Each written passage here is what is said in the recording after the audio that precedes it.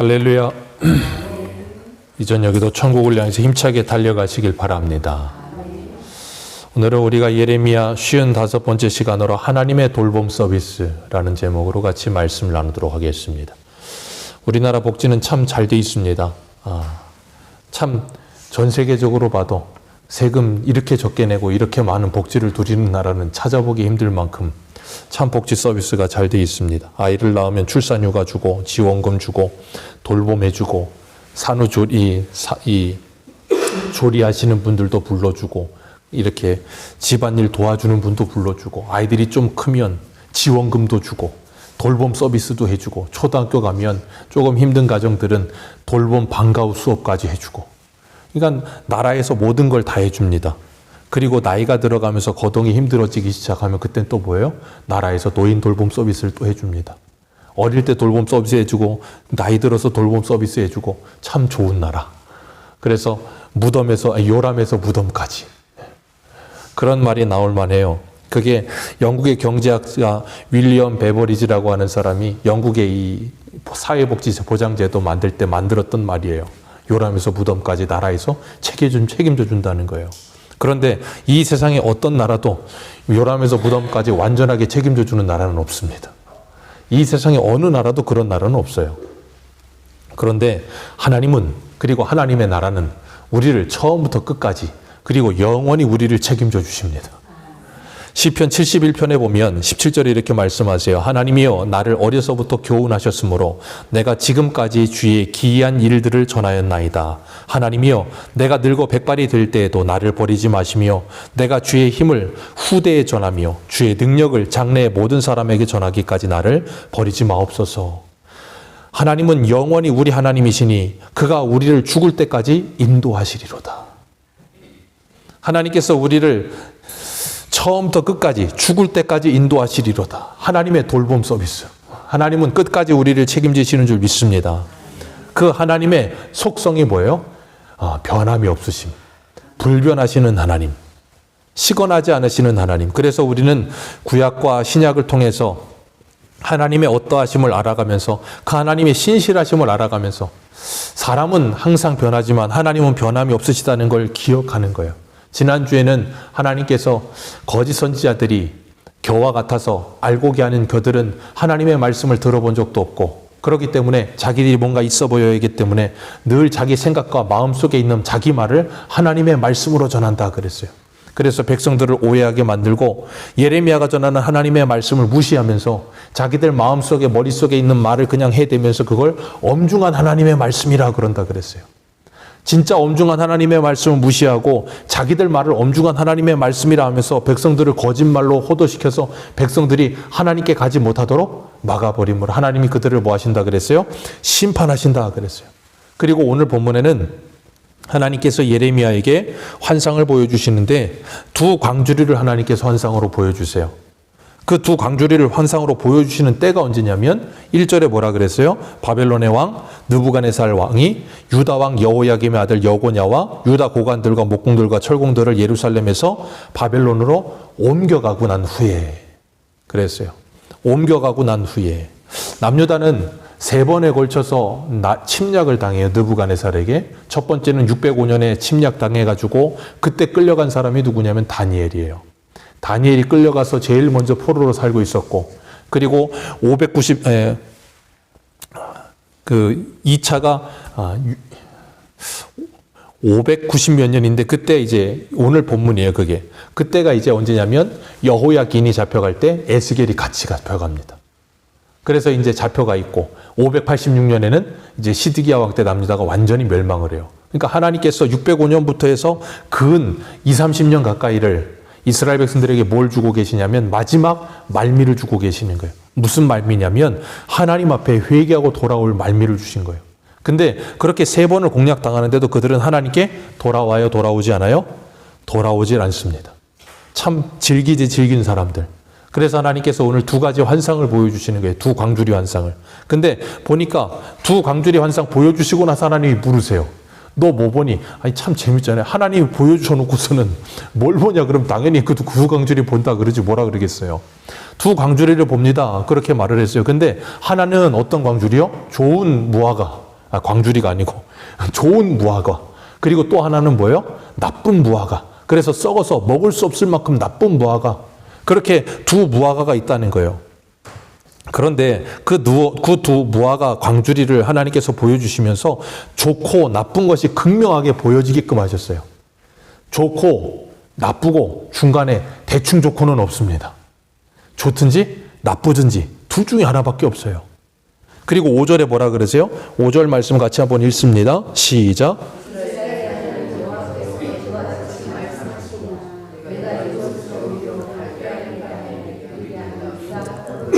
이 좋은 무화과 같이 잘 돌볼 것이라.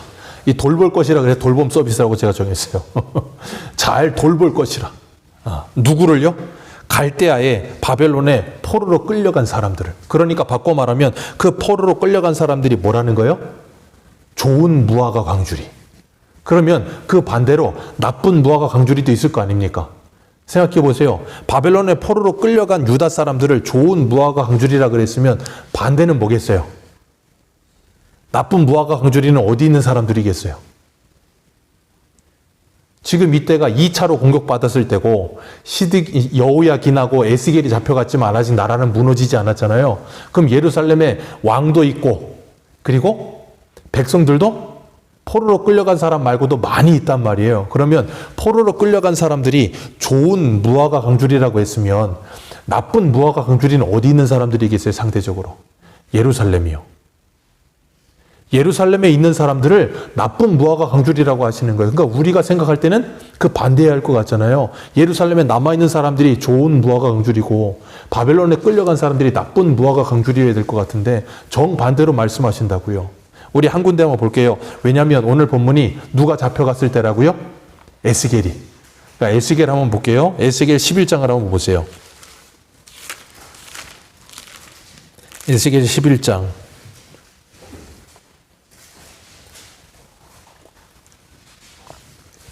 에스겔 11장 15절입니다.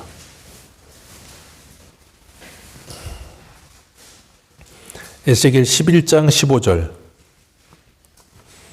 15절, 16절 두 절만 같이 읽겠습니다. 시작. 인자야 예루살렘 주민이 내 형제 곧 내 형제와 친척과 온 이스라엘 족속을 향하여 이르기를 너희는 여호와에게서 멀리 떠나라. 이 땅은 우리에게 주어 기업이 되게 하신 것이라 하였나니 그런즉 너는 말하기를 주 여호와의 말씀에 내가 비록 그들을 멀리 이방인 가운데 쫓아내어 여러 나라에 흩었으나 그들이 도달할 나라들에게서 내가 잠깐 그들에게 성소가 되리라 하셨다.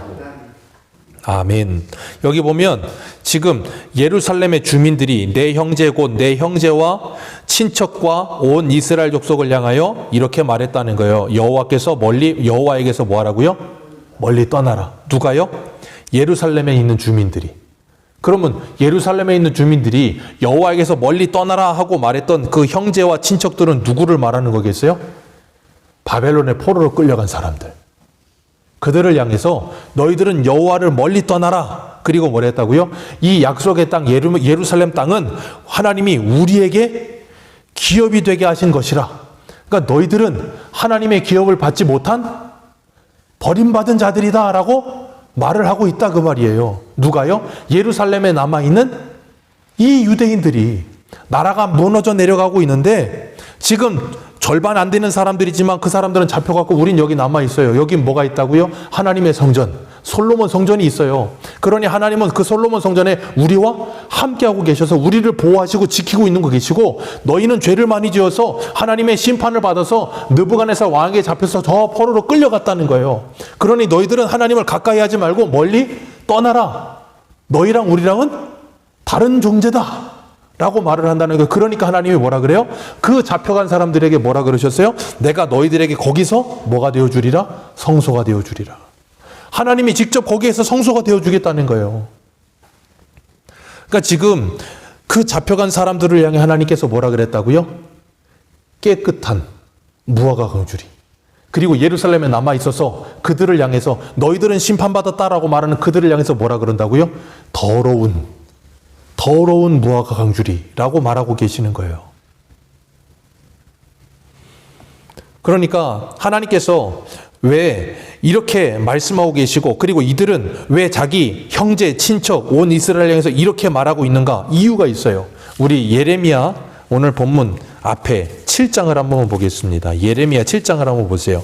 이 신명기에 있는 말씀을 그대로 말씀하고 있는 것인데, 예레미야 7장 6절, 7절입니다.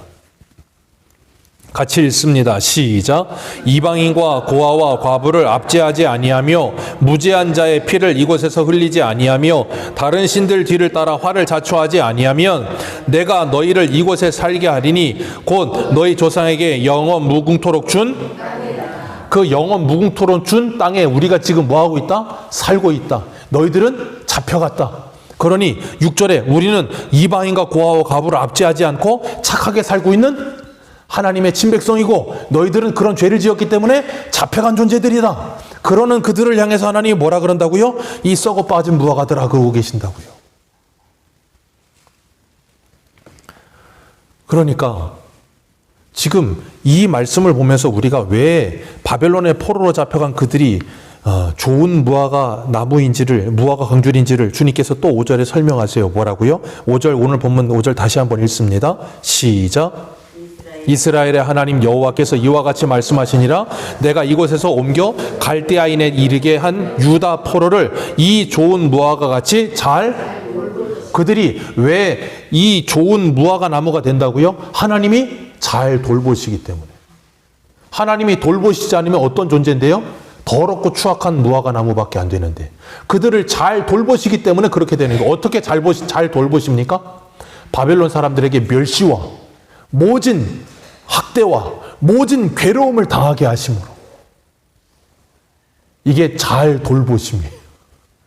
그러니까 우리가 보기에는 이건 말도 안 되는 소리예요. 왜요? 잘 돌보심으로 그들이 거기서 무시를 당하고 조롱을 당하고 이 모든 걸 당하면서 그들이 뭘 생각할까요? 하나님은 왜 우리를 버리셨을까? 우리 그러다가 이 모든 어려움을 당하면서 당하고 다니까 애들이 돌머리는 아닐 테니까, 야, 우리가 왜 이랬을까? 그러고 되짚어보다 보니까, 야, 우리가 하나님의 말씀을 지키지 않았구나. 그래, 우리가 율법을 버렸구나. 하나님을 버렸구나. 하나님께로 돌아가자. 그래서 이 바벨론 70년 동안 생겨난 게 뭐냐면 회당이에요. 회당에 모여서 율법을 연구하기 시작하고, 그래서 70년 끝나고 돌아와서 스룹바벨 성전 짓고 누가 와요? 학사 에스라가 와서 뭐 합니까? 우리 율법을 지키자, 율법으로 돌아가자, 말씀 개혁 운동을 일으키니까 그들이 예루살렘에서 부흥이 일어나잖아요. 잠깐이지만. 왜 그걸 언제 깨달았고 되고요? 바벨론의 포로로 가서 70년 고생하면서. 그러니까 사람은 인생의 그 바벨론 풀모 같은 고생을 겪어야 사람이 됩니다. 그거 안 겪으면 사람이 안 돼요. 그래서 하나님은 성도들을 고생을 겪게 하세요. 바울도 사도행전 14장에 뭐라 그럽니까? 너희가 하나님의 나라에 들어가려면 많은 환난을 겪어야 하느니라. 왜요? 환난은 인내는 연단은 소망을 낳느니라. 그래서 성도는 그 환난을 통해서, 환난이 내게, 고난이 내게 유익이라 내가 주의 일례를 배우게 되었다고 시편의 119회는 말씀하시잖아요. 그러니까 하나님께서 우리를 고난에 넣으시는 이유는 딱 하나밖에 없어요. 우리를 하나님의 사람 만드시기 위해서. 하나님의 사람답게 만들어 가시기 위해 고난을 주시는 거예요. 그래서 성도에게 고난이 없을 수가 없어요. 고난이 없다면 그건 성도가 아닙니다. 히브리서 11장 12장에 뭐라 그랬습니까? 징계가 없으면 뭐라고요? 사생자. 하나님의 자녀가 아니라고요. 징계는 반드시 있습니다. 그래서 우리의 인생이 녹록지 않은 거예요. 괴롭고 힘든 겁니다. 괴롭고 힘들어야 내가 어떤 존재인 줄 알아요? 내가 얼마나 악한 존재인 줄 알아요. 힘들어 봐서 바닥을 쳐봐야 내가 이 본성적으로 얼마나 악한지 알아요. 그거 모르면 바닥 안 쳐보잖아요. 그럼 내가 되게 착한 사람인 줄 착각해요. 착한 사람인 줄 알고 믿음 좋은 사람인 줄 알고 대단한 사람인 줄 착각한다고요. 그래서 하나님이 우리를 가끔 냉탕 온탕에 넣는 거예요. 온탕에도 넣었다가 좋았다가 갑자기 냉탕에 들어가면 그냥 고생하다가 또 온탕에 집어넣었다가, 그러면서 냉탕 온탕 자꾸 왔다 갔다 하면 뭐예요? 건강이 좋아지잖아요. 하나님은 우리 영적 건강을 좋아지게 하시는 방법이 그거예요. 예수님 당시에도 이런 사람들이 있었어요. 우리 한 군데가 볼까요? 누가복음 13장 한번 보세요. 누가복음 13장.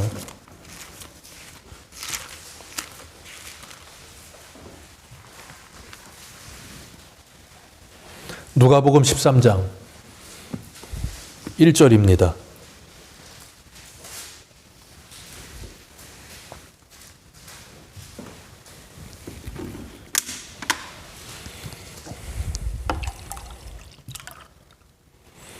누가복음 13장 1절에서 5절까지 우리 같이 읽겠습니다. 시작. 그때 마침 두어 사람이 와서 빌라도가 어떤 갈릴리 사람들의 피를 그들의 제단에 섞은 일로 예수께 아뢰되 대답하여 이르시되 너희는 이 갈릴리 사람들이 이같이 해해 받음으로 다른 모든 갈릴리 사람보다 죄가 더인 줄 아느냐? 너희에게 이르노니 아니라 너희도 만일 회개하지 아니하면 다 이와 같이 망하리라. 또 실로암에서 망대가 무너져 치어 죽은 18사람이 예루살렘에 거하는 모든 사람보다 더 죄가 있는 줄 아느냐? 너희에게 이르노니 아니라 너희도 만일 회개하지 아니하면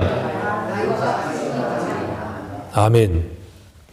하나님께서 지금 예레미야를 통해서 그리고 에스겔을 통해서 그리고 예수님 당시 예수님께서 이 말씀을 왜 하시는지 아시겠죠? 착각한다고요. 뭘요? 자기가 실로암 망대에 안 있었기 때문에 실로암 망대가 무너지고 나면 그 사람들을 뭐라 그런다고요? 죄인이라고 부른다고요. 그 망대에 안 있다가 그렇게 안 무너진 우리는 어떤 존재고요? 의인이라고 착각하는 거예요. 요한복음 9장에 보십시오. 날 때부터 소경된 사람들을 향해서 제자들이 제일 먼저 뭐라 그럽니까? 예수님, 저가 소경된 건 저 사람의 죄입니까? 그 부모 죄입니까? 그 말은 바꿔 말하면 자기들은 소경이 아니거든요. 그럼 자기들은 뭐라는 거예요? 의인이라고 착각하는 거예요. 욥기 보십시오. 욥이 동방에서 의로운 자여 하나님이 기뻐하시는 자였는데 한순간에 하나님께서 모든 걸 다 쓸어버리시잖아요. 그러니까 오죽하면 자식 다 죽고 재산 다 날아가고 자기는 머리끝부터 발끝까지 약청 나가지고 기아장으로 긁고 있어야 되고 옆에 있던 아내가 뭐라 그럽니까? 야, 너 아직도 하나님 믿냐? 네가 믿는 그 하나님 욕하고 죽어버려라 그러잖아요. 아내가 저주를 쏟아부어요. 그리고 난 다음에 욥의 세 친구가 찾아왔고 뭐라 그럽니까? 돌아가면서 세 사람이 너가 죄지어서 이런 일을 당한 거다. 그러니까 회개해라. 그러면 하나님이 너를 용서해 주실 거다. 그 말은 자기들은 어떻다는 거예요? 죄 안 지었다 그 말이에요. 여러분 그게 얼마나 잔인한 폭력인 줄 아십니까? 그거 사람 죽이는 겁니다. 근데 우리는요, 우리도 모르게 오늘날도 그러고 살아요. 어떤 사람들 힘든 일 당하고 어려운 일 당하잖아요. 그러면 저거 예배 안 드렸어 그래. 저거 11조 안 했어 그래. 저거 기도 안 했어 그래. 저거 뭘 안 했어 그래. 여러분 그거 엄청난 언어 폭력이에요. 그러면서 우리는 뭘 해요? 나는 아니다라고 상대적으로 나를 우월한 존재로 만들고 있는 거예요. 그걸 주님이 오늘 본문에서 뭐라 그런다고요? 썩어 빠진 무화과요. 그들을 뭐 하신다고요? 심판하신다고요. 여러분 우리가 이걸 정말로 무섭게 들어야 될 말씀이에요.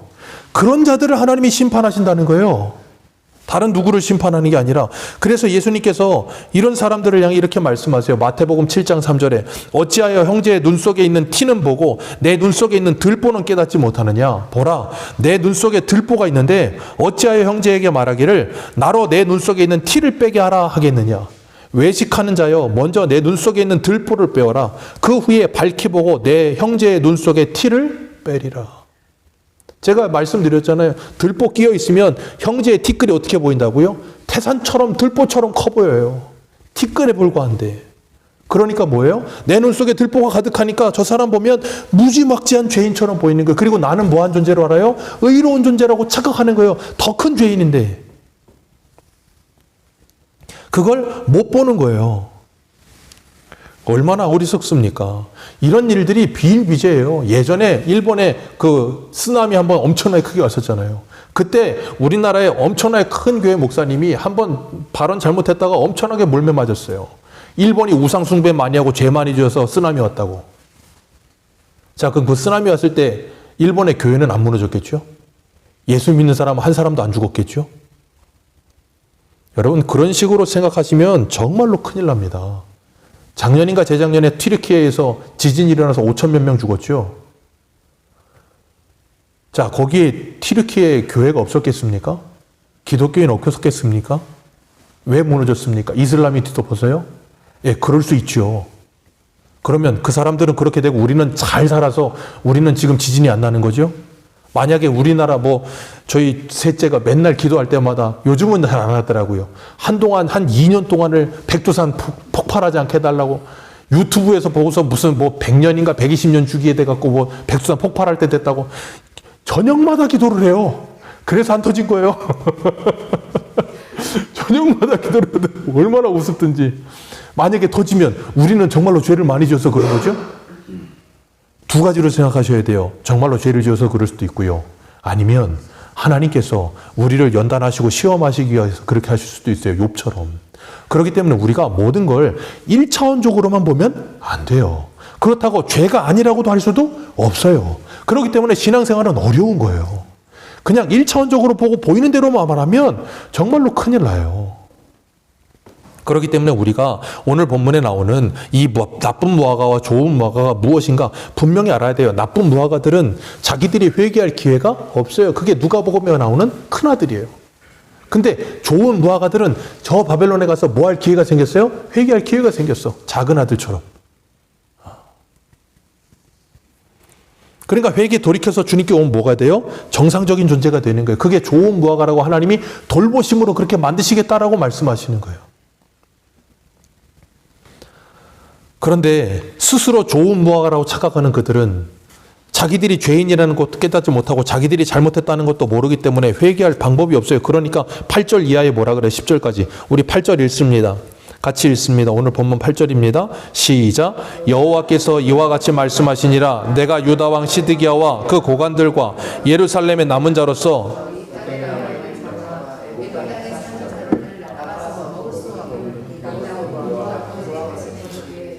하나님께서 이렇게 만들어 버리시겠다. 왜요?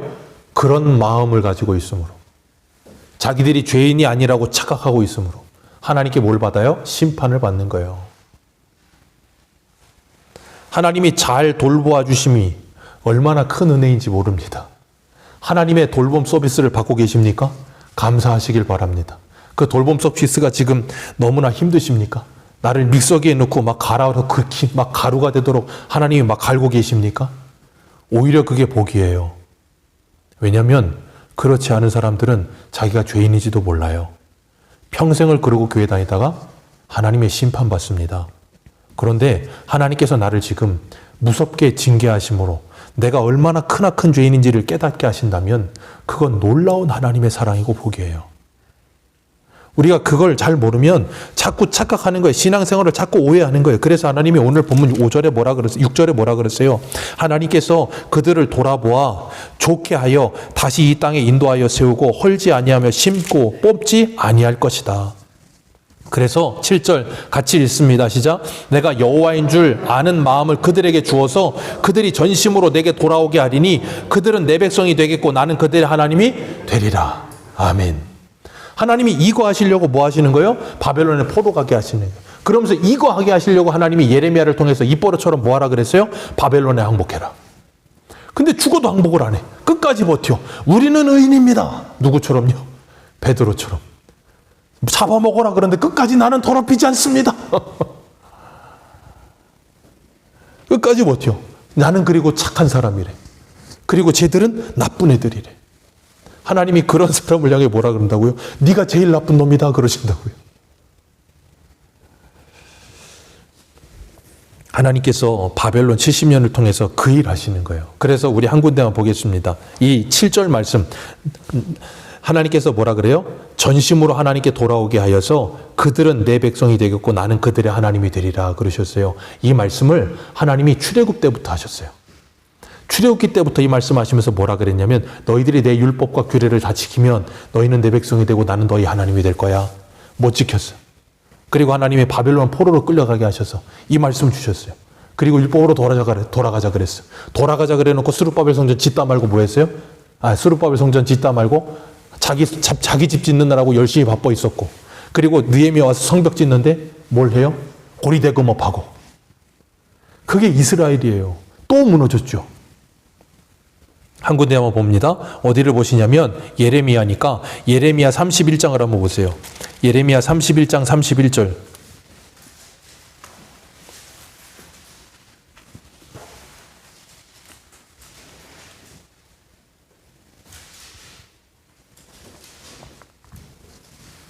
예레미야 31장 31절.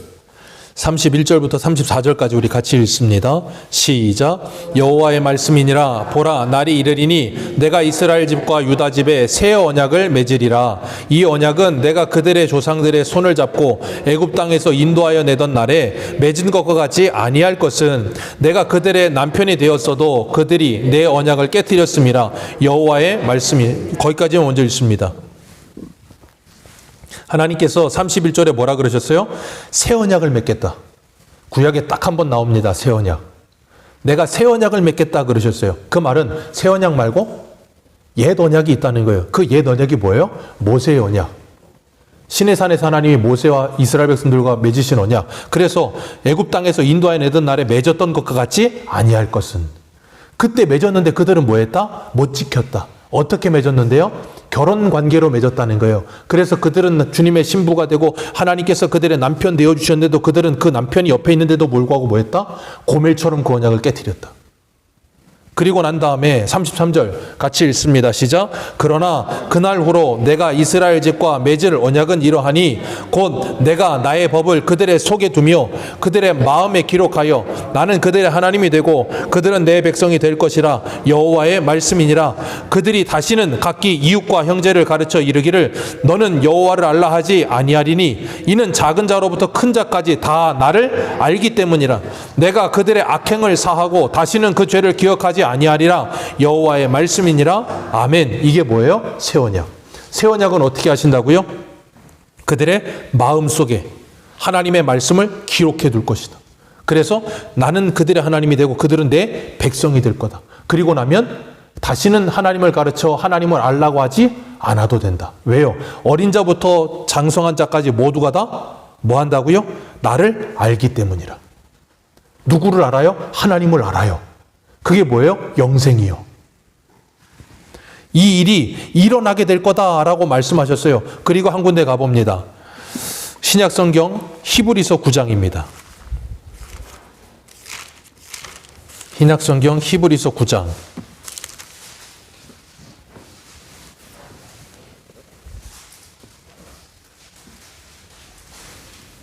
여기 보면 히브리 기자가 유대교인이었다가 그리스도인이 되었다가 다시 유대교로 넘어가려고 하는 사람들에게 히브리서를 기록하면서 너희들은 흘러 떠내려가지 마라 그러면서 모세와 그리스도를 비교하고 구약의 제사장과 그리스도를 비교하고 옛 언약과 새 언약을 비교하면서 계속 말도 안 되는 비교지만 그 비교를 통해 그리스도가 얼마나 위대한 분인지를 드러내고 있는 중이에요.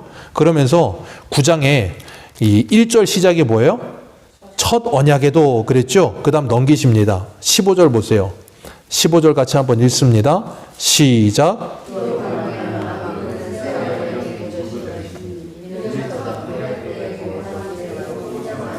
주구사 부르심을 입은 자로 하여금 영원한 기업의 약속을 얻게 하려 하심이라. 여기 나오는 그는 새 언약의 중보자시니 그 그는이 누구예요? 예수 그리스도. 그 예수 그리스도가 누구라고요? 새 언약이시고 새 언약의 중보자시라고요. 아멘이십니까? 그 새 언약 예레미야 31장에 말씀하셨잖아요. 그 새 언약 맺어주겠다. 그리고 나면 다시는 그 하나님을 알라 하지 않을 것이다. 누가요? 예수 그리스도를 믿는 사람이. 왜요? 그 예수 그리스도 믿는 사람에게 주님이 누굴 보내시는데요? 또 다른 보혜사인 성령을 보내시기 때문에 그 하나님을 알게 된다는 거예요. 그리고는 뭐예요? 영생을 누리게 되는 거예요. 그리고 나면 하나님의 백성이 되고 하나님은 내 아버지가 되어서 뭐예요? 하나님을 전심으로 하나님께 돌아가는 거예요. 그게 뭔데요? 아모스 5장에 하나님께 돌아오라 그리하면 너희가 살리라. 그 영생의 삶을 살게 된다는 거예요. 하나님께 돌아오면 그걸 누가 하신다고? 예수 그리스도가 하신다고요. 그래서 히브리서 10장 10절을 보세요. 한 번만 더 봅니다. 히브리서 10장 10절 우리 같이 한번 읽습니다. 시작.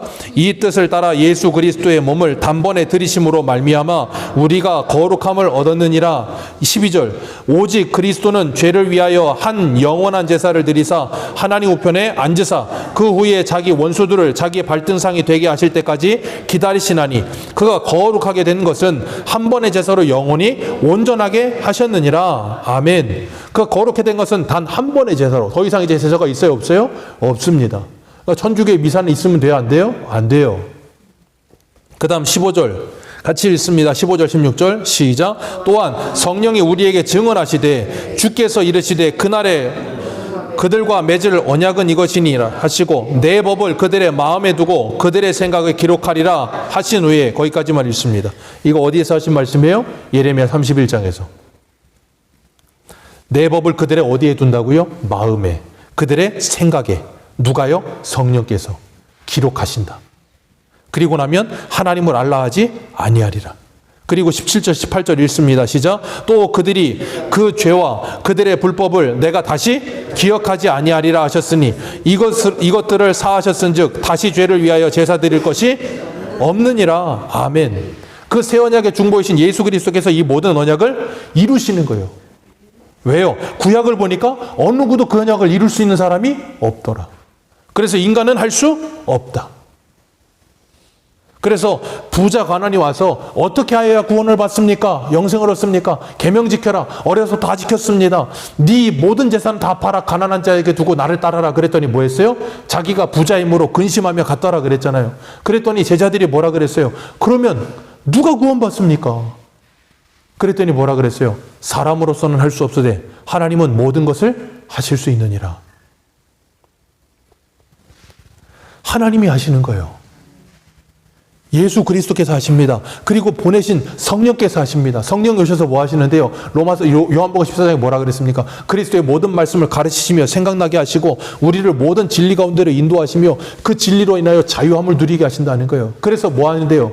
죄에 대하여, 의에 대하여, 심판에 대하여 우리를 가르치신다고요. 그러니까 예수를 만나면, 그리고 성령을 받으면 죄가 뭔지를 알아요. 그리고 내가 얼마나 큰 죄인인지를 날마다 발견하는 거예요. 내가 죄인 중에 괴수건하는 걸 깨닫는 거예요. 왜? 외적으로 죄를 안 지어. 근데 마음으로 생각으로 이미 짓고 있어. 그게 죄라는 걸 알게 됐어. 그러니까 뭐예요? 그 성령이 나를 찌르심으로 말미암아 회개형을 불어넣으셔서 주님 앞에 나와 회개하는 거예요. 그리고 하나님께 가는 거예요. 그럼 뭐 한다고요? 살아나는 거예요. 그 작업이 우리는 평생 가는 겁니다. 그러면서 뭐예요? 주님을 닮아가는 거예요. 거룩해져 가는 거예요.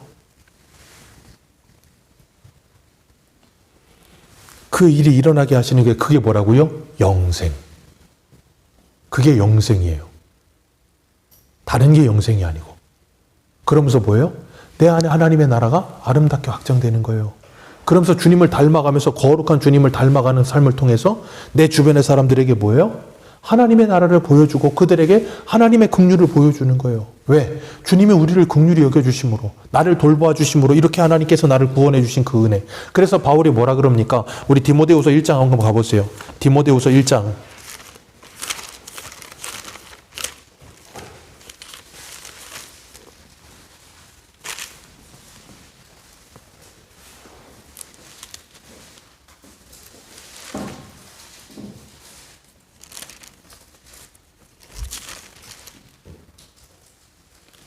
죄송합니다. 디모데전서 1장입니다. 디모데전서 1장입니다.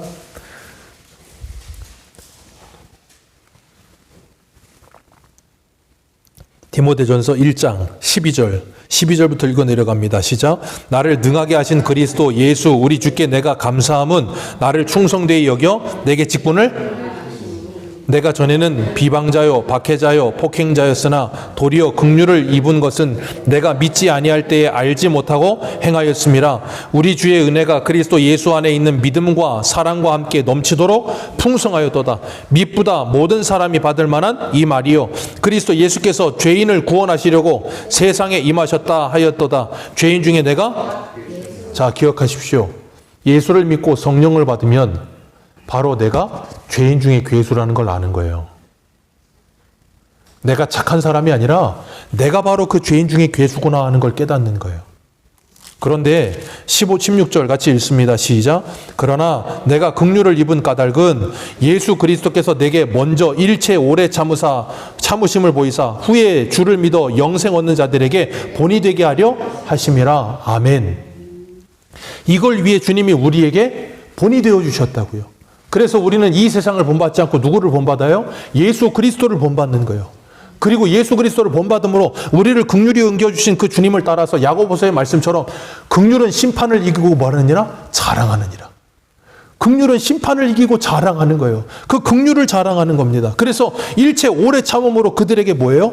오늘 새벽에 베드로처럼 차례대로 설명하는 거예요. 그래서 하나님께 설득당한 우리가 그들에게 오래 참음으로 그들을 설득하고 그들을 돌보아 주어 그들이 어떻게 되도록 하나님의 백성이 되도록 그들을 위해 기도해 주고 그들을 위해 하나님 앞에 내가 기도하는 거예요.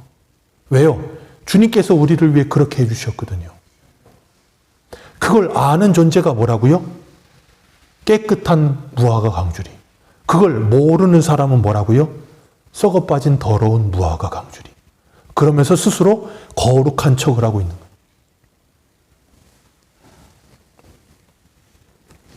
여러분, 그렇기 때문에 우리가 하나님의 돌보심을 받고 지금도 하나님의 돌보심을 받고 살아가는 사람들은 그 하나님의 돌봄, 하나님의 섬김을 받는 사람은 다른 사람을 뭐 하게 되어 있어요? 섬기게 되어 있는 거예요. 내가 하나님의 섬김을 받고 있는 다른 사람을 섬기지 못한다? 불가능합니다. 나를 섬겨주시고 나를 사랑해 주시고 나를 위해 십자가에 죽기까지 나를 대신하여 죽어주심으로 나를 구원해 주신 그 사랑이 하나님의 사랑과 나를 지금도 오래 참아주시면서 이해하지 못하고 깨닫지 못해도 나를 차근차근히 설명해 주시면서 나를 얼마나 사랑하시는지를 또 말씀하시고 설득하시는 그 하나님의 설득과 오래 참으심의 사랑을 내가 아는데 그렇게 산다? 불가능합니다. 내가 그걸 지금 잊어버리고 살고 있는 거예요. 그래서 주님은 에베소 교회에게 뭐라 그래요? 네 처음 사랑이 어디에 떨어졌는지를 확인하여 그걸 다시 찾으라. 그리고 나면 뭐 한다고요? 긍휼히 여기는 마음이 생기는 거예요. 그게 사랑입니다. 기독교는 그 사랑을 가진 종교예요. 세상이 갖지 못하는 그 사랑을 가진 종교라고요. 오늘 우리에게는 그 사랑이 있느냐는 거예요. 뭔가 좀 잘못하는 사람 보면 정죄하고 손가락질하기 바쁘고 너는 나쁜 놈이고 나는 착한 놈이고 그런 거 하기 바쁘지 않습니까? 그거 하고 있으면 하나님이 뭐라 그런다고요? 이 썩어 빠진 무화과야. 회개하지 않으면 넌 하나님의 진노를 받을 거다라고 말씀하신다고요. 근데 그렇게 썩어 빠진 무화과로 살다가 하나님이 오늘 이 말씀 주시는 말씀을 듣고 내가 정말로 그 썩어 빠진 무화과라는 걸 깨닫고 회개하면 뭐 한다고요? 주님이 우리를 돌보아 주신다고요. 깨끗게 하신다고요. 그렇기 때문에 우리는 누군가를 정죄하는 사람이 아니라 긍휼히 여기는 사람이에요. 그리고 그를 끝까지 품에 안고 하나님께 기도하는 사람이에요.